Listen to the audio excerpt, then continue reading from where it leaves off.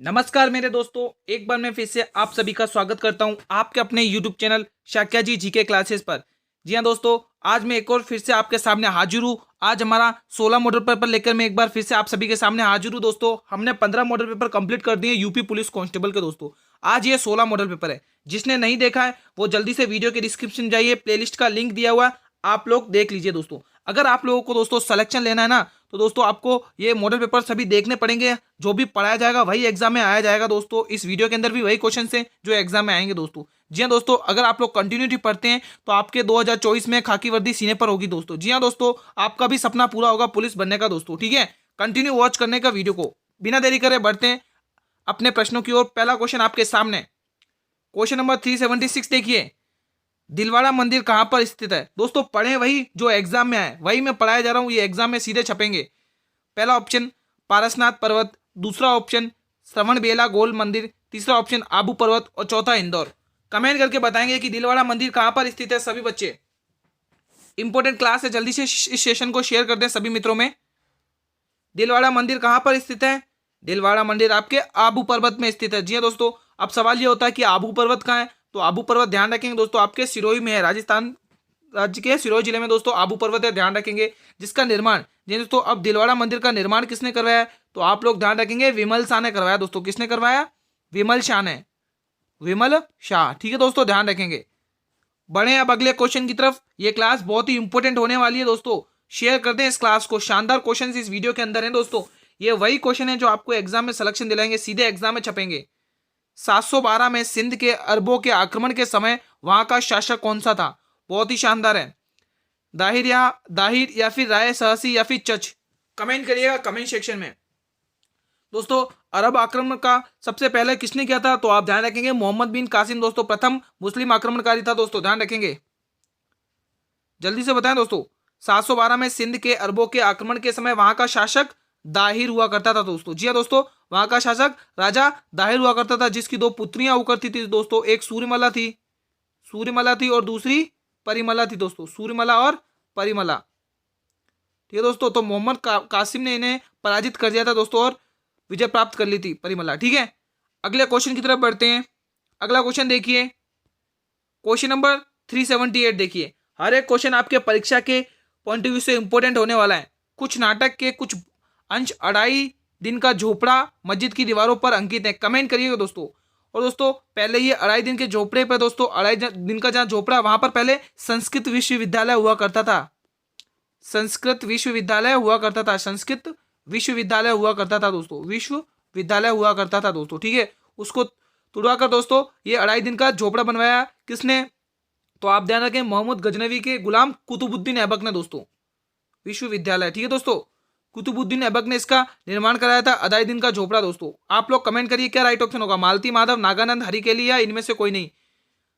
किस नाटक के, वो नाटक था दोस्तों हरिकेली। कौन सा नाटक था? हरिकेली, जिसके रचयिता स्वयं कौन है? विग्रहराज चतुर्थ है दोस्तों। कौन है?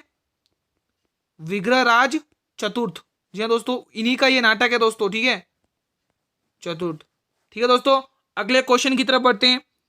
जो भी पढ़ाया जा रहा है उसकी बिल्कुल फ्री ऑफ कॉस्ट आपको पीडीएफ मिलेगी पढ़ने के लिए टेलीग्राम चैनल पर। अगर टेलीग्राम चैनल जल्दी से ज्वाइन नहीं किया है वो जल्दी से ज्वाइन कर लें, डिस्क्रिप्शन में लिंक दिया हुआ है दोस्तों। ये वही क्वेश्चन जो एग्जाम में सीधा छपेंगे दोस्तों। पूरा का पूरा मॉडल पेपर बहुत ही इंपॉर्टेंट है, आपको अंत तक वॉच करना है। ठीक है, अक्ल का तूफान, मुहावरे का अर्थ बता दीजिए सभी बच्चे बता देंगे इस प्रश्न के लिए। बहुत चतुर, बहुत बुद्धिमान, अत्यंत मूर्ख या फिर अत्यंत धूर्त। कमेंट सेक्शन में बताइए दोस्तों क्या राइट ऑप्शन होने वाला है इस प्रश्न के लिए। सभी बच्चे बताएंगे क्या राइट ऑप्शन होगा, जल्दी से मेरे स्टूडेंट सभी बताएं। अक्ल का तूफान, मुहावरे का अर्थ बताएं जल्दी से। इस प्रश्न के लिए बिल्कुल सही जवाब होगा ऑप्शन बी। भाई बिल्कुल ऑप्शन बी सही जवाब है, जिसने भी टिक किया है। किसने ऑप्शन बी को टिक किया है? जिन्होंने भी ऑप्शन बी को टिक किया वो बिल्कुल सही तैयारी कर रहा है भाई। ऑप्शन ए गलत होगा, सी गलत होगा, डी गलत होगा, बी बिल्कुल सही जाएगा। अगले क्वेश्चन की तरफ बढ़ते हैं। क्वेश्चन नंबर 380वां देखिए। सुविख्यात ठुमरी गायिका गिरजा देवी का संबंध किससे है दोस्तों? जल्दी से बताइए। बनारस घराने से, जयपुर घराने से, लखनऊ घराने से या इनमें से कोई नहीं? सभी बच्चे बताएंगे, कमेंट करिए दोस्तों। बहुत ही शानदार ये क्वेश्चन है। दोस्तों अगर आप लोग यूपी पुलिस कांस्टेबल की एग्जाम की तैयारी कर रहे हो तो मैं आपसे रिक्वेस्ट कर रहा हूं, आप ये मॉडल पेपर जरूर देखकर जाना। इनसे एक भी क्वेश्चन आपके बाहर नहीं जाएगा दोस्तों। इतना इनफ है, आप लोग मॉडल पेपर पढ़ के जाइएगा दोस्तों। आपके एग्जाम भी बहुत करीब आ रहे हैं, शायद 18 फरवरी को आपके एग्जाम है दोस्तों। तब तक आपके लिए 800 900 1000 क्वेश्चन कितने इनफ हो जाएंगे दोस्तों, ठीक है। इनमें से क्वेश्चन फंसेंगे दोस्तों, पूरा का पूरा पेपर फंसा दूंगा। बस आप लोग कंटिन्यू वॉच करते रहिए हर एक मॉडल पेपर को। डेली 8 PM पर यह क्लास लगती है, सभी को जुड़ना है। अब जल्दी से बता दीजिए इस प्रश्न का जवाब क्या होगा सभी स्टूडेंट्स। इस प्रश्न के लिए जवाब दें जल्दी से, क्या राइट ऑप्शन होगा, सभी बच्चे बताएंगे क्या राइट ऑप्शन होगा, जल्दी से बताएं। इनका संबंध ध्यान रखेंगे, बनारस घराने से था दोस्तों। किससे संबंध था, बनारस घराने से संबंध था दोस्तों। अब इनके लिए दोस्तों एक इंपॉर्टेंट चीज ध्यान रखेंगे, गिरजा देवी जी। हाँ दोस्तों, इनको 2 पुरस्कार मिलते हैं। 2 पुरस्कार कौन कौन से मिलते हैं तो आप ध्यान में रखिएगा। इनको पहला 1989 मिलता है दोस्तों। 1989 में 1989 में कौन सा पुरस्कार मिलता है, पद्म भूषण। कौन सा मिलता है, पद्म भूषण इनको पुरस्कार मिलता है। कब, 1989 में। फिर उसके बाद एक और पुरस्कार मिलता है दोस्तों। वो एक और पुरस्कार कब मिलता है, वो मिलता है 2016 में दोस्तों। कब मिलता है, 2016 में। कौन सा पुरस्कार मिलता है तो आप ध्यान रखेंगे, विभूषण। कौन सा पुरस्कार मिलता है, विभूषण, पद्म विभूषण। विभूषण दोस्तों, ठीक है, वो पद्म भूषण है, ये पद्म विभूषण है। तो ये 2 पुरस्कार इनको दिए जाते हैं, मोस्ट इंपोर्टेंट रहते हैं, एग्जाम में पूछे जाते हैं। अगला क्वेश्चन 381 क्वेश्चन देखिए दोस्तों। उत्तर प्रदेश में मुख्यतः चमड़े का व्यापार कहां पर होता है। बहुत ही शानदार क्वेश्चन है, जल्दी से जवाब दीजिएगा। पहला ऑप्शन रहने वाला आप लोगों के लिए गाइस कानपुर, दूसरा दोस्तों आपके लिए रहने वाला लखनऊ, और तीसरा गोरखपुर, चौथा आगरा। दोस्तों ये 4 ऑप्शन आपके लिए, आप लोग कमेंट करिए इस प्रश्न के लिए क्या राइट ऑप्शन होगा। सभी बच्चे कमेंट करेंगे इस प्रश्न के लिए, हर एक क्वेश्चन इंपॉर्टेंट है, जल्दी से बताएं। उत्तर प्रदेश के मुख्य चमड़े का व्यापार होता है दोस्तों कानपुर में दोस्तों। किसमें होता है, जिसको भारत का मैनचेस्टर कहा जाता है, कानपुर में होता है दोस्तों। उत्तर प्रदेश का मैनचेस्टर कहा जाता है। कहां पर होता है, कानपुर, कानपुर में होता है दोस्तों, ध्यान रखेंगे, ठीक है। चमड़े का व्यापार, क्योंकि सबसे ज्यादा चमड़े के कारखाने ही दोस्तों कानपुर में ही है, तो इसलिए वहां पर इनका व्यापार ज्यादा होता है, ठीक है। ना ही लखनऊ में होता है, लखनऊ तो दोस्तों आपको ध्यान रखें नवाबों का शहर होता है दोस्तों, ठीक है। ना ही गोरखपुर में। आगरा अगर देख किसने बसाया तो क्वेश्चन पूछ लेता है, सिकंदर लोधी ने बसाया दोस्तों आगरा, ठीक है। अगले प्रश्न की तरफ बढ़ते हैं। क्वेश्चन 382 देखिए, बहुत ही शानदार है ये भी दोस्तों। पहला ऑप्शन आपकी, पहले क्वेश्चन पढ़िए ध्यान से। काली सिंध, सिप्ता और पार्वती तथा बनास नदी किसकी सहायक नदियां हैं। बहुत ही शानदार क्वेश्चन है दोस्तों, कमेंट करिएगा दोस्तों। बेतवा नदी की, गोमती नदी की, चंबल नदी की या सोन नदी की। सभी मेरे स्टूडेंट कमेंट करेंगे गाइज, ये 4 ऑप्शन आपके सामने है, जल्दी से जवाब दीजिए। बहुत ही शानदार ये क्वेश्चन है, सभी बच्चे बताएंगे। देखिए दोस्तों, काली सिंध हो, चाहे सिप्ता नदी हो, चाहे पार्वती हो, चाहे बनास नदी हो, ये सभी की सभी किसकी सहायक नदियां हैं, ये चंबल नदी की सहायक नदियां हैं दोस्तों, जो राजस्थान में चित्तौड़ के 84गढ़ से प्रवेश करती है, ठीक है दोस्तों। ये सभी की सभी चंबल की नदियां हैं जो दोस्तों। इसका उद्गम जानपाव की पहाड़ियां एमपी से होता है दोस्तों। कहां से इसका उद्गम कहां से होता है, जानपाव की पहाड़ियां, जानपाव की पहाड़ियों से इसका उद्गम होता है दोस्तों, ध्यान रखेंगे, पहाड़ियों से इनका उद्गम होता है, ठीक है दोस्तों। और अगर चंबल की बात, तो दोस्तों चंबल की सबसे बड़ी सहायक नदी वो बनास है दोस्तों। कौन सी है, बनास है। और ये चंबल खुद यमुना की सबसे बड़ी सहायक नदी है दोस्तों। यमुना की सबसे बड़ी सहायक नदी पूछे तो चंबल है। और यमुना किसकी सहायक नदी है सबसे बड़ी, तो वो है गंगा की दोस्तों, ठीक है। तो हर एक कड़ी से जुड़ी हुई है, ठीक है दोस्तों। अगले क्वेश्चन की तरफ बढ़ते हैं। क्वेश्चन नंबर 383 दोस्तों, जितने भी मॉडल पेपर आपको कराए जा रहे हैं एग्जाम के टारगेट से ये कराए जा रहे हैं, अगर आप लोग ये मॉडल पेपर पढ़कर चले जाते हैं तो पूरा का पूरा आपका जो 18 जनवरी का पेपर है, पूरा का पूरा मॉडल पेपर से, इन्हीं मॉडल पेपर में से छपेगा दोस्तों, देख लीजिएगा आप लोग। उत्तर प्रदेश राज्य विधान परिषद के सदस्यों का कार्यालय कितने वर्षों का होता है। इजी सा प्रश्न है, कोई गलत नहीं करेगा। पहला ऑप्शन गाइस आपके लिए होगा 4 वर्ष, दूसरा ऑप्शन आपके लिए होगा 5 वर्ष, तीसरा ऑप्शन होगा 6 वर्ष और चौथा ऑप्शन होगा 7 वर्ष। आप लोग जवाब दीजिए इस प्रश्न के लिए, क्या राइट ऑप्शन होने वाला है, सभी बच्चे बताएंगे भाई। उत्तर प्रदेश राज्य विधानसभा के सदस्यों का कार्यालय कितने वर्षों का होता है, सभी स्टूडेंट बताएं, क्या राइट ऑप्शन होगा, जल्दी से बताएंगे। इनका कार्यालय होता है दोस्तों 6 वर्ष का। कितने वर्ष का होता है, 6 वर्ष का। तो आप लोग ऑप्शन सी को बिल्कुल सही टिक करेंगे। बढ़े अगले क्वेश्चन की तरफ। अगला क्वेश्चन देख लीजिएगा 384 देखिए। अवध क्षेत्र में रामनवमी के पर्व के अवसर पर किस नृत्य का आयोजन किया जाता है? बहुत ही शानदार ये क्वेश्चन है, यूपी पुलिस कांस्टेबल में पूछे जाएंगे इस प्रकार के क्वेश्चंस। पहला ऑप्शन नौटंकी, दूसरा जोगिनी, तीसरा शेरा और चौथा छपेली। कमेंट करिए दोस्तों, पढ़े वही जो आपके एग्जाम में आए, और मैं वही पढ़ा रहा हूं जो आपके एग्जाम में आएगा दोस्तों। देख लेना दोस्तों, जितने भी मॉडल पेपर मैं आपको एग्जाम तक कराऊंगा उनमें से ही पूरा का पेपर नहीं फंसा दिया तो देख लेना दोस्तों, पूरा का पूरा पेपर फंसाएंगे। अवध क्षेत्र में रामनवमी पर्व के अवसर पर किस नृत्य का आयोजन किया जाता है दोस्तों?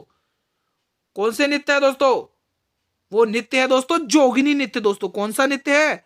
जोगिनी नृत्य है दोस्तों, ध्यान रखेंगे सभी स्टूडेंट्स, जोगिनी नृत्य। ठीक है दोस्तों, तो ऑप्शन बी बिल्कुल सही जवाब है। अगला क्वेश्चन, अगला क्वेश्चन को भी देखिए, क्वेश्चन नंबर 385 देख लीजिएगा। राजापुर उत्तर प्रदेश के किस जनपद में स्थित है? बहुत ही शानदार ये क्वेश्चन है, कमेंट करिएगा।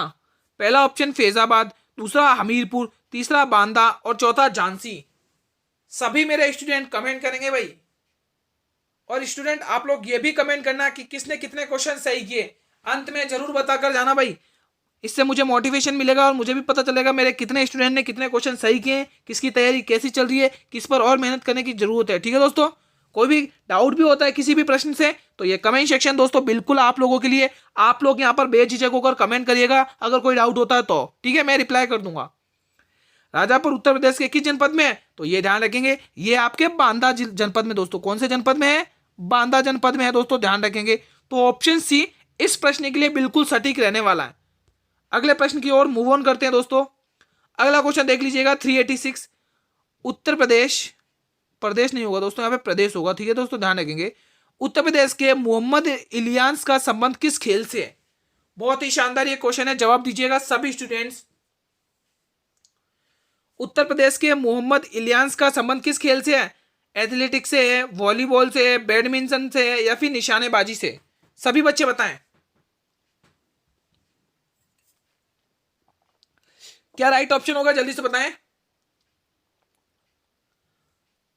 सभी बच्चे। इसका सही जवाब होगा दोस्तों वॉलीबॉल से। इनका संबंध किससे है दोस्तों? वॉलीबॉल से है दोस्तों। ऑप्शन बी बिल्कुल सटीक जवाब रहेगा इस प्रश्न के लिए। बिना देरी करे बढ़ते हैं अगले क्वेश्चन की तरफ। अगला क्वेश्चन देखिएगा दोस्तों, डॉक्टर राम मनोहर लोहिया, डॉक्टर राम मनोहर लोहिया अवध विश्वविद्यालय फैजाबाद की स्थापना कब हुई थी दोस्तों? अवध विद्यालय फैजाबाद की स्थापना कब हुई थी? 1970 में, 1975 में, 1978 में या फिर 1982 में? सभी बच्चे बताएंगे कमेंट सेक्शन में। बहुत ही शानदार ये क्वेश्चन है दोस्तों। अगर आप लोग ऐसे ही कंटिन्यू पढ़ेंगे आपका सिलेक्शन पक्का है दोस्तों। ये खाकी वर्दी आपके सीने पर होगी इस बार। बस आप लोग पढ़िए, जो पढ़ा रहा हूं वही फंसेंगे एग्जाम में पेपर दोस्तों।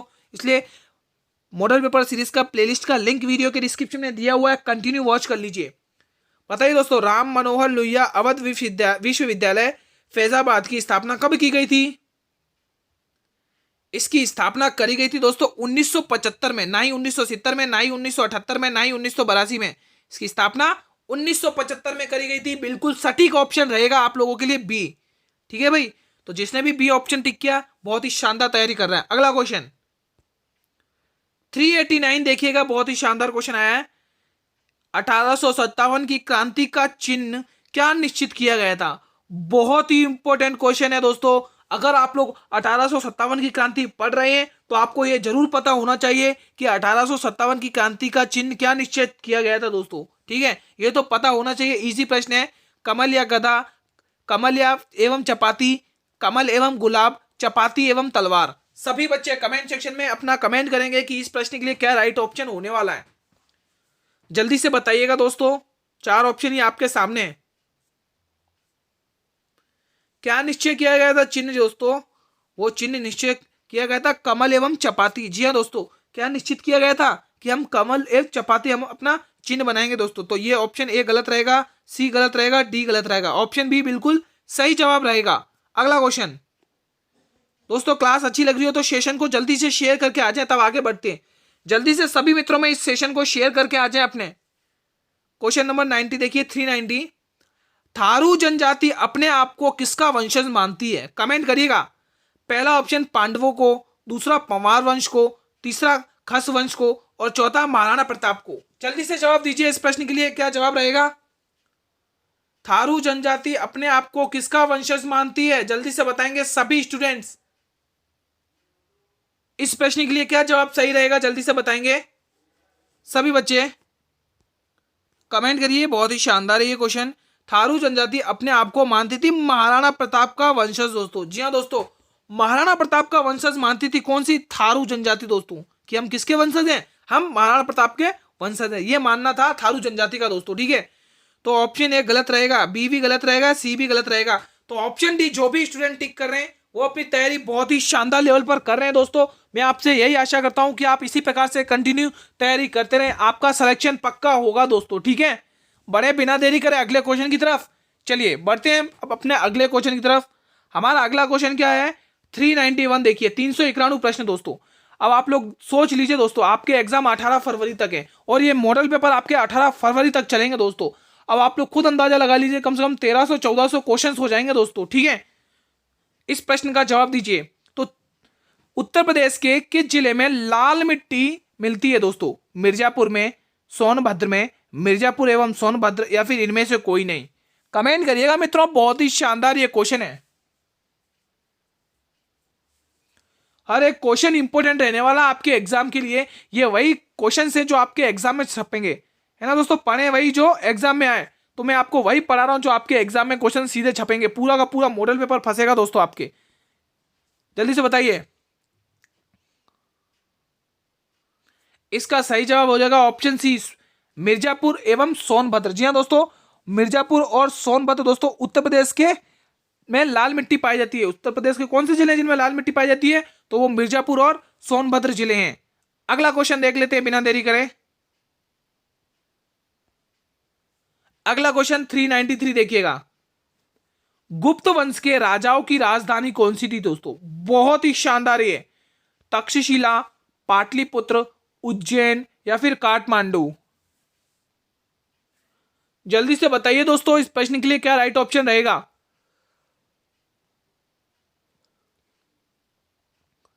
सभी बच्चे बताएंगे। गुप्त वंश के राजाओं की राजधानी हुआ करती थी दोस्तों पाटलिपुत्र। कौन सी हुआ करती थी दोस्तों? पाटलिपुत्र हुआ करती थी दोस्तों। अगर और बात करी जाए तो दोस्तों चंद्रगुप्त विक्रमादित्य ने दोस्तों, चंद्रगुप्त विक्रमादित्य, ध्यान रखेंगे, चंद्रगुप्त विक्रमादित्य दोस्तों, चंद्रगुप्त विक्रमादित्य ने दोस्तों उज्जैन को अपनी दूसरी राजधानी बनाई थी। किसको बनाई थी? उज्जैन को अपनी दूसरी राजधानी बनाई थी।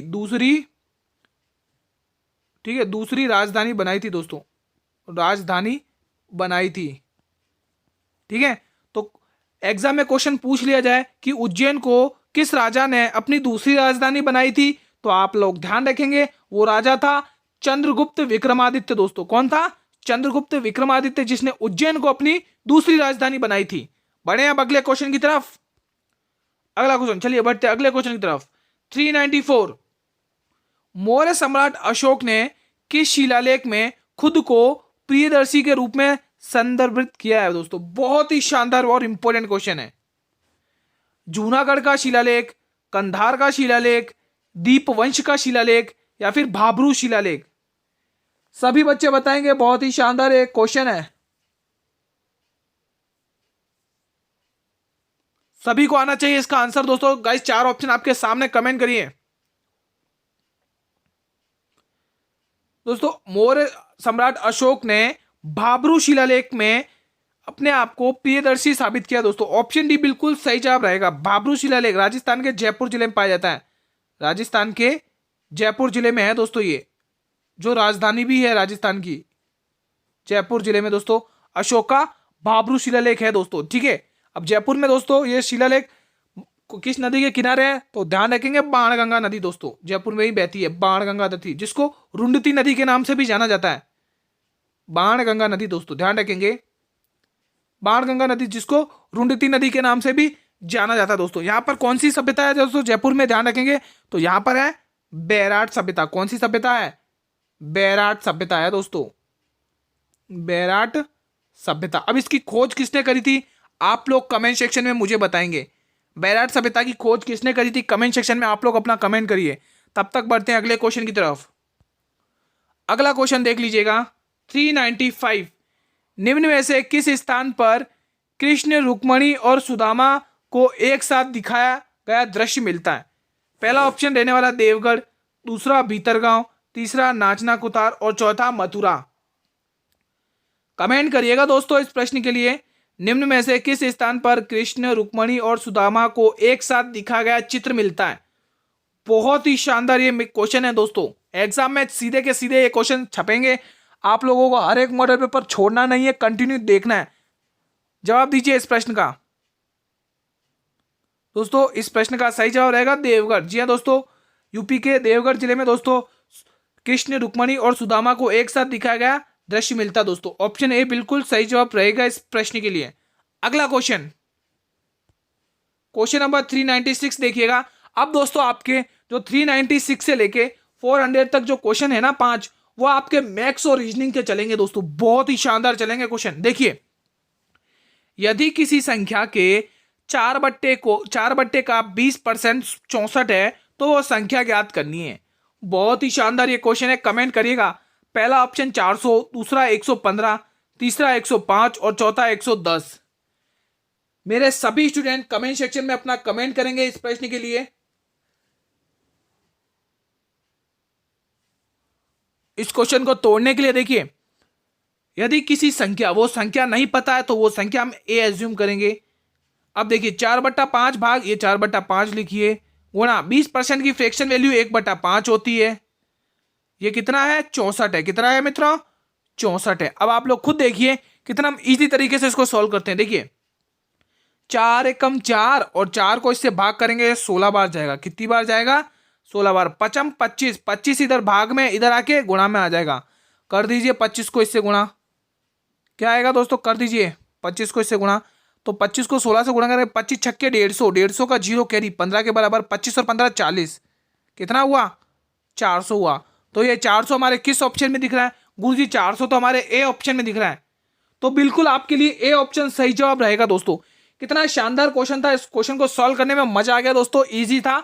आई थिंक किसी भी बच्चे ने गलत नहीं किया होगा। मजा आ गया दोस्तों क्वेश्चन में। अगला क्वेश्चन, क्वेश्चन 397 देखिए। गुणे का अर्थ है माइनस, भाग का अर्थ है प्लस और प्लस का अर्थ है गुणा। बताइए इस इक्वेशन में वो वैल्यू पुट कर दीजिए। इजी क्वेश्चन है, रीजनिंग का क्वेश्चन है। तो जैसा कि मैंने आपको बताया कि 496 से लेके 400 तक आपके रीजनिंग और मैथ के क्वेश्चन चलेंगे। जल्दी से जवाब दीजिए। सभी बच्चे बताएंगे क्या राइट ऑप्शन होगा। देखिए दोस्तों क्या बोल रहा है कि गुणा का अर्थ है माइनस, तो यहां पर 16 और 5 के बीच में गुणा दिख रहा है, वहां लगाना है माइनस और ब्रैकेट लगा दीजिए। ठीक है। अब ये क्या बोल रहा है कि भाग का अर्थ है प्लस, भाग का दिख रहा है यहां पर दिख रहा है, तो यहां पर अपन प्लस लगेंगे। ठीक है, लगा दिया। आगे अब ये लिख दीजिए। अब प्लस का अर्थ है गुणा, इनके बीच में गुणा लगाइए। ठीक है, तो अब ये आंसर यहां पर क्या आएगा देखिए। तो सबसे पहले अपन को ब्रैकेट ही सॉल्व करने चाहिए। करो चाहिए, देखो 16, ये 11 बचेगा। ब्रैकेट को ओपन करेंगे तो यहाँ पर 15 आएगा। अब इनको आपको जोड़ना है, तो कैसे जोड़ोगे? 5 और 1 6, तो यूनिट डिजिट पे 6 नंबर एक में ही दिख रहा है, वो हमें पता चल गया है। ऑप्शन में भी देख लीजिए, 1 और 1 कितना होगा? 2, तो कितना हुआ? 26 दोस्तों। तो 26 किस ऑप्शन में दिख रहा है आप लोग देखिए। गुरुजी 26 तो हमारे सी ऑप्शन में दिख रहा है। जी हाँ दोस्तों, तो सी ऑप्शन बिल्कुल सही जवाब रहेगा इस प्रश्न के लिए दोस्तों। ठीक है दोस्तों, कितना शानदार था क्वेश्चन दोस्तों, कितनी इजी तरीके से हमने सॉल्व किया है। तो जब भी यूपी पुलिस में मैथ्स के क्वेश्चन आते हैं इस प्रकार के, तो आपको ऐसे ही सॉल्व करना है, कोई दिक्कत नहीं है दोस्तों। इजी क्वेश्चन था। ठीक है, बढ़े अगले क्वेश्चन की तरफ दोस्तों। रीजनिंग का क्वेश्चन था, मजा आ गया इस क्वेश्चन में भी। अगला क्वेश्चन देख लीजिए। तो आपके लिए अगला क्वेश्चन श्रृंखला से संबंधित है, बहुत ही शानदार है ये। देखते हैं इसको कौन एक झटके में तोड़ता है। मजा आ जाना चाहिए दोस्तों इस क्वेश्चन में। गाइस ये 4 ऑप्शन आपके सामने है, कमेंट करिएगा। देखिए 5 से 17, 17 से 51, 51 से 58 दोस्तों। 5 से देखिए डायरेक्ट 58 आ गई दोस्तों। कितनी है ना, तो यानी कि सीरीज भागती है डिफरेंट, मतलब बहुत तेज दौड़ रही है। तो जब भी ऐसा कुछ हमें दिखता है तो हम सीधा मल्टीप्लिकेशन ट्राई करते हैं दोस्तों। क्या ट्राई करेंगे? मल्टीप्लिकेशन ट्राई करेंगे। तो मल्टीप्लिकेशन को ट्राई करने से पहले दोस्तों ध्यान से देखिए, आपको क्या करना है? 5 और 17 से संबंध में 5 से 17 कैसे पहुंचा जाए। तो गुरुजी 5 से 17 पहुंचने के लिए दोस्तों 17 है, यहाँ पे 16 होना चाहिए दोस्तों। 1 मिनट है दोस्तों यहाँ पर आपके 16 है, 17 नहीं है, 16 है मित्रों। यहाँ पर मैं काट के लिख देता हूँ 16 है। 1 मिनट में इसको रफ कर देता हूँ, फिर आपको क्लियरली समझ में आएगा। ठीक है, यहाँ पर आपके क्या है दोस्तों, 17 की जगह मैं यहाँ पे काट के 17 की जगह 16 लिख देता हूँ। क्या है दोस्तों, आप यहाँ पे ध्यान रखेंगे, यहाँ पर 16 है मित्रों। ठीक है, 16। अब देखिए आपको रिलेशन बनाना है, कैसे बनाएंगे। 5 और 16 का गैप कितने का आ रहा है दोस्तों, 5 से हमें 16 पहुंचना है, तो हम क्या करेंगे, गुणा 3 करेंगे प्लस 1 करेंगे। अब 16 से 51 तक पहुंचना है, तो गुणा 3 करेंगे प्लस 3 करेंगे, है ना। अब 51 से 58 तक पहुंचना है, 51 से एक, यहाँ पर भी 158 है दोस्तों। ठीक है, 58 नहीं है, थोड़ा मिस प्रिंट हुआ है इस क्वेश्चन में, यहाँ पर भी 158 है। तो 51 से 158 तक पहुंचने के लिए यहाँ पर भी हम गुणा 3 करेंगे, तो प्लस कितना करेंगे, 5 करेंगे। अब हमें 158 से आगे पहुंचने के लिए हमें क्या करना पड़ेगा, गुणा 3 करेंगे, और उसमें देखिए 1 3 5 ओड नंबर प्लस हो रहे ना, तो यहाँ पर अब अगला नंबर प्लस क्या होगा, 7 होगा। तो 158 को 3 से गुणा करिए। चलो हम यहाँ पर 158 को 3 से गुणा करके 7 प्लस करते हैं। देखिए कैसे गुणा करेंगे, देखिए 8 या 24 की 4 कैरी 2 के बराबर, 3 5 15, 15 तो 17 की 7 कैरी 1 के बराबर, 3 1 3 और 1 4, 474 हुआ। 474 में आपको 7 प्लस करना है, 7 4 11 की 1 कैरी 1 8 4, यानी 481 किस ऑप्शन दिख रहा है, 481 तो गुरुजी हमारे बी ऑप्शन में दिख रहा है। तो बी ऑप्शन बिल्कुल सही जवाब रहेगा इस प्रश्न के लिए। ठीक है मित्रों, अगले क्वेश्चन की तरफ बढ़ते हैं। अगला क्वेश्चन देखिएगा 399, देखिएगा 399वां प्रश्न देखिए। निम्न में से कौन सी जनजाति लकड़ी की शिल्पकला के लिए जानी जाती है। बहुत ही शानदार ये क्वेश्चन है, जवाब दीजिए कमेंट सेक्शन में। राजी जनजाति, थारू जनजाति, जौनसारी जनजाति, भोटिया जनजाति, कमेंट करिए दोस्तों। बहुत ही शानदार ये क्वेश्चन है, एग्जाम में इसी प्रकार के क्वेश्चंस आपको पूछे जाएंगे। आपको हर क्वेश्चन का जवाब कमेंट सेक्शन में देना है दोस्तों, हर क्वेश्चन आपके लिए इंपॉर्टेंट रहने वाला है। ठीक है, अगर आपको इस वीडियो की दोस्तों पीडीएफ चाहिएगा ना, तो आप लोग जुड़ जाइएगा टेलीग्राम चैनल से, जल्दी से जुड़िए दोस्तों। आपको मैं बिल्कुल फ्री ऑफ कॉस्ट पीडीएफ दूंगा विथ नोट सहित। जो भी पढ़ाया जा रहा है, एक्स्ट्रा नॉलेज दी जा रही है, जो भी स्लाइड पर पढ़ाया जा रहा है, उसकी पीडीएफ टेलीग्राम चैनल पर मिलेगी, लिंक वीडियो के डिस्क्रिप्शन में। इस प्रश्न के लिए दोस्तों आप लोग बिल्कुल सही ऑप्शन टिक करेंगे, जौनसारी जनजाति दोस्तों।